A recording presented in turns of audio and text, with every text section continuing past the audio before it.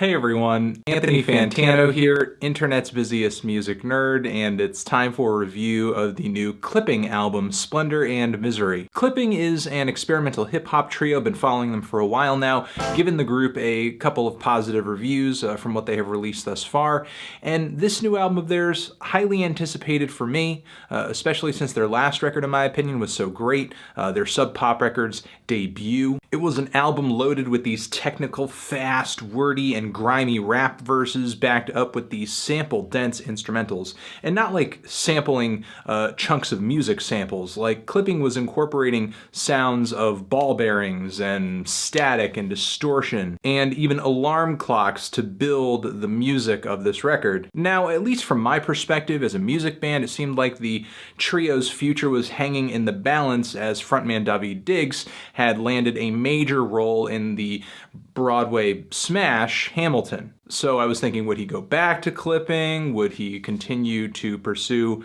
a career in theater? But it turns out he did go back with Clipping not too long after coming back from Hamilton. They put out the very rough, wild, dirty, and lo-fi Wriggle EP. Clipping really being as direct and to the point as possible as they could on a lot of these tracks, which I liked them, but it did feel in a way a little beneath them because Clipping, couldn't they have gotten a little more conceptual with this thing, ambitious? But now that I hear Splendor and Misery, I think what they did on Wriggle makes total sense, because this is kind of the flip side in a way. This album is not really catchy at all in some respects, and it is hugely conceptual. Really a story album in a lot of respects, about a space traveler, which I was not expecting at all, but really I didn't know what to expect from this record, especially when I heard the first single from it, Baby Don't Sleep, which has this very skeletal, abstract instrumental, which reminds me of their debut mixtape, which I liked quite a bit, but this track seemed even harder to digest. Plus, the track list to this thing was loaded with all these 1-minute detours and interludes. On the surface, they might look like filler, but the truth is every single one of them plays fluidly into the very cohesive narrative of this record. It's almost like Daveed's time in Hamilton inspired him to come back to Clipping and do something that was very theatrical, very cinematic. And it's a story that's told with incredible detail right from the opening track, The Breach, where Diggs is rapping incredibly fast to kind of set the story. And it seems like your typical opening Clipping track. There's a little drone or some noise in the background. It's really about the speed and intensity of Daveed's verse. And then at the very end of it, you're met with all these shots of distortion and feedback, but it kind of sounds like there's a bit of a sci-fi twist to the sounds this time around. And unfortunately, he does not end his verse with, "It's Clipping, bitch," probably because it doesn't play into the narrative of this story. Now on the song All Black, we have Daveed rapping again, but this time over a very sporadic, kind of droney instrumental.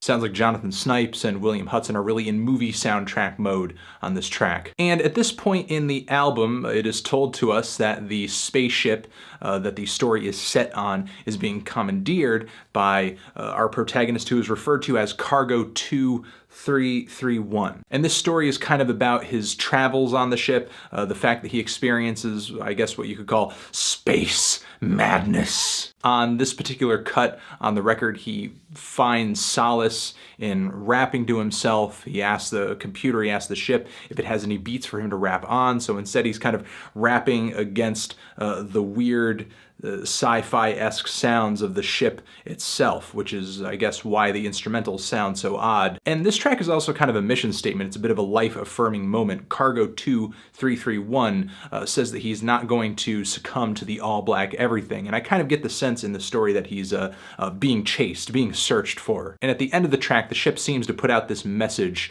where it's telling people not to come search for them, not to come find them. Cargo 2331 is not a threat. This is love. Don't fuck with it.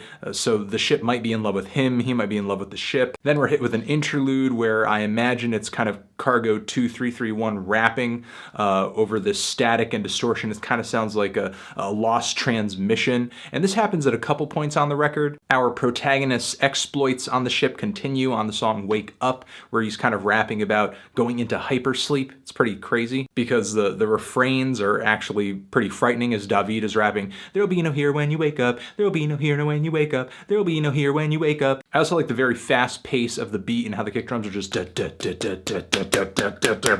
and then all of a sudden things take a serious change of pace musically. We're hit with the song Long Way Away, which sounds like a piece of old gospel, a spiritual, and this is performed by a very somber choral group with no real backing instrumentation of any kind. And while it sounds nice at the time when I heard it, I'm like, wow, does this really fit in to what is going on with the album so far? It's kind of confusing because sonically it sounds so much different than anything else, but up until this point the album has been so unorthodox that sure, why not throw a choral group piece in there, right? But as the album continues on, there sort of seems to be this very clear juxtaposition of old and new. Music that sounds like it had been written or recorded hundreds of years ago, and then music that sounds like it's coming from at least 100 years in the future. And these two elements come together beautifully on the song True Believer, where we have an interpolation of this slave spiritual into the chorus, no, when I'm leaving, I'm going home, which actually fit pretty snugly and nicely in between David's verses on the track.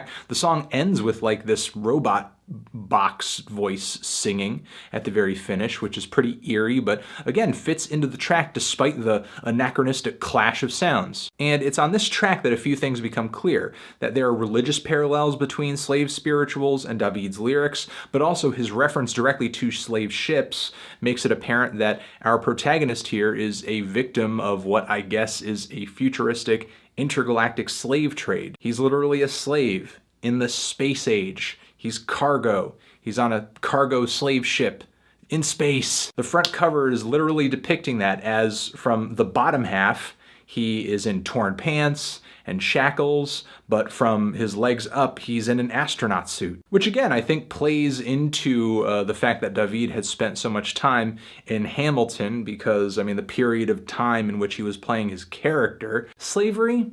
Pretty popular. Now the song Air 'Em Out is the album's lone banger. It's the song that I think worked best as a single for this project, though still I think it makes more sense within the context of the album than it makes outside of the context of the album. Because while it is loaded with some clever, braggadocious lines, a lot of them reference space and space travel, sci-fi shit. Also one line about the protagonist's haters or his enemies having had to make the noose a little tighter. I also like how the ending of the track blossoms with these beautiful glossy, eerie synthesizers. And the ending, the last several tracks of this record are pretty intense and add to the story quite a bit. We have the song Break the Glass, where Cargo 2331 pretty much goes crazy, in a way loses communication with the ship, so the intensity of the instrumental really ramps up, gets noisy, sirens going off, tons of texture, and this just a frightening refrain where he's rapping about having to break the glass in order to either get attention, get out of the ship, or just feel something. And then from here we have a bit of an interlude on the song Story 5. Now you might notice that if you've listened to everything Clipping has done up until this point, we've only had 2 installments of the Story series so far. So with this album being set into the future, now in the Story series we are also going into the future, I guess. I have heard that we will understand better what this track's connection is to the other 2 Story tracks once Story 3 and Story 4 are released. But in this particular cut, we are hearing another track that sounds like a spiritual, that sounds like a folk song. It's delivered by a choral group, and it is about Grace, a woman named Grace, who is going overseas, fighting battles. The story doesn't necessarily tie into the overall theme and concept of the record, but there are some parallels on this track, I think, with being out of your element, being away from home. I think we're basically supposed to relate Grace's struggles on this track to the struggles of the protagonist, and just kind of use this track, again, as a folk song to just kind of help us make sense of the trials and tribulations that our protagonist is going through. Now on the song Baby Don't Sleep, it sounds like we are getting the ship rapping again, or at least David is rapping from the standpoint of maybe the narrator that he was at the beginning of the record, and the track is basically about our protagonist's insane insane behavior on the ship as he just kind of falls further and further into madness due to his isolation, talking about how he is most likely not going to survive the cold grips of space. And right after this is the closing track. It kind of sounds like we're leaving our protagonist in a better place as the instrumental is a little bit more triumphant and upbeat, but still lyrically it's pretty much we're leaving this guy stranded in space and maybe he'll make it, probably not. And the track gets almost trippy and surreal toward the back end with all these effects and some of the lyrics that David is rapping. It's kind of like Clipping trying to make their own little finish to their 2001 A Space Odyssey. And that's really the record. It's an interesting album, and I know I really went into the concept of this thing, but I like the music on this record a lot too. I love the instrumentals, not just because I think they're super catchy. I mean, that was a little underwhelming when I was first getting into the album because it was sort of confusing, but now that I understand the concept of the album so much more, the sound of the instrumentals makes sense and is way more captivating to me. Now, if there are some shortcomings of the album, they are as follows. For one, the moments when David is singing on this record aren't really that good. I wish he just kind of brought in some of the singers he had on the other tracks, especially when he is singing on the closing song on this thing. To me, the singing that he gives on this record is just not really up to par with his rapping and feels a little awkward at points. And then there's the fact that aside from the song Air 'Em Out, but even that track still, nothing can be pulled out of the context of this record and really sound good or make sense. You know, there's not really anything that has single potential on this record, so I think that's going to make it difficult for it to find an audience, at least, you know, for your average person. The more patient listener, the people who have been following Clipping up until this point, I think will find a lot to love on this record. It just doesn't really kind of have that banger potential, that single potential that a lot of songs from their previous records did. So that can make it a little more difficult to swallow because you've got to listen to it as a holistic piece. But Clipping didn't really overstay their welcome with this thing because it is just 38 minutes. So if you want to hear a tight, well-written, detailed concept album in under 40 minutes, Clipping has delivered it. Now that's really the extent of my complaints on this thing. Aside from that, there's a lot to love here. The lyrics, the story, the flow of the album, the combination of sounds and musical styles old and new, the fact that once again Clipping has made a hip-hop record, but stylistically it's just so far outside of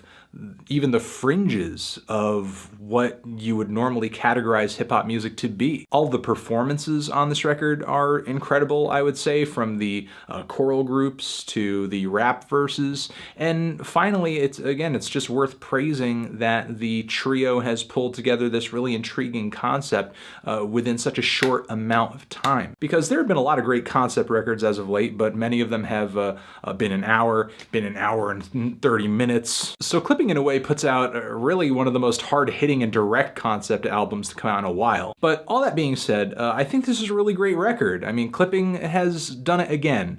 You know, I don't really love it as much as I do their last record, or maybe I can't even really love it in the same way I do their last record because they're entirely different animals. I can always come back to that album for a ton of different tracks that are incredibly catchy, stand well on their own, whereas with this record over here, really have to listen to the whole thing in one sitting. I don't want to keep going. I think I've said everything I need to say about this album. I'm feeling a strong 8 to a light 9 on this thing. Really impressed with it. I hope you guys are as well, and I hope I was able to shed some light onto what exactly is being said and the idea of this album, or what I think the idea of this album is. And I hope I didn't spoil too much of it for you either, because I know that maybe if you missed some of this stuff, going back and listening to it and looking for those elements, looking for those hints, looking for those parallels between the new, the old, slavery, future, past, all that stuff could make the album more interesting, certainly. Transition. Have you given this album a listen? Did you love it? Did you hate it? What would you rate it? You're the best. You're the best. What should I review next? Hit the like. If you like, please subscribe. And please don't cry if you disagree with my thoughts on this Clipping album. Okay? Blah, blah, blah, blah, blah. Anthony Fantano, Clipping, Splendor and Misery, forever.